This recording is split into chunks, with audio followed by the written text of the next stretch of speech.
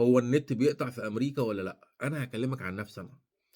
بُص يا حبيبي، أولًا أنا عندي سرعة النت عندي 1 جيجا اللي هي 1000 ميجا ماشي، وسعرها بادفع $45 وواخد عليها discount على فكرة يعني. هي المفروض سعرها أصلًا $65 لكن العقد هيخلص الشهر الجاي، وأنا دايمًا باعمل كده، لمّا العقد هيخلص هاقول لهم أنا هاروح شركة تانية ماشي، فهيقول لي: "ليه يا عم ميسو؟" هاقول له: "لأ، عشان هيبقى في discount." فيروح مدّيني discount تاني ماشي، فأنا كده يعتبر يعني إيه، باشتغل الشركات حقي ماشي، دي حاجة. لمّا النت بقى بيفصل هنا بقى، إيه اللي بيحصل؟ بيتصل بيّا قبلها، بيقول لي: "يا عم ميسو يوم كذا من الساعة كذا للساعة كذا هنفصل النت عشان بنعمل فيه صيانة، فبعد إذنك يعني." باقول لهم: "عادي ما فيش مشكلة."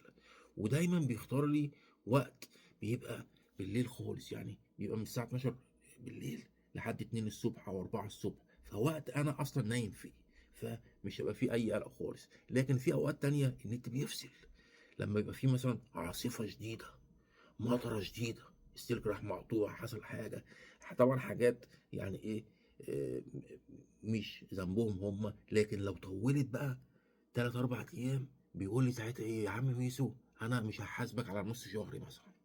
بيقول لي: "أنا هاخلّيك تدفع نُص شهر فقط لا غير." إنّما لو طوّلت أكتر هيقول لي: "يا عم ميسو الشهر free." بس كده، ده اللي بيحصل معايا أو ده اللي حصل معايا من ساعة ما جيت أمريكا، بس كده. وتعالَ أورّيكم الراوتر شكله إيه، السرعة 1 جيجا على فكرة.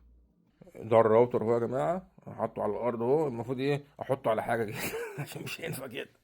بس كده، نهاركم أبيض. ادّي يا عمي، السلام عليكم.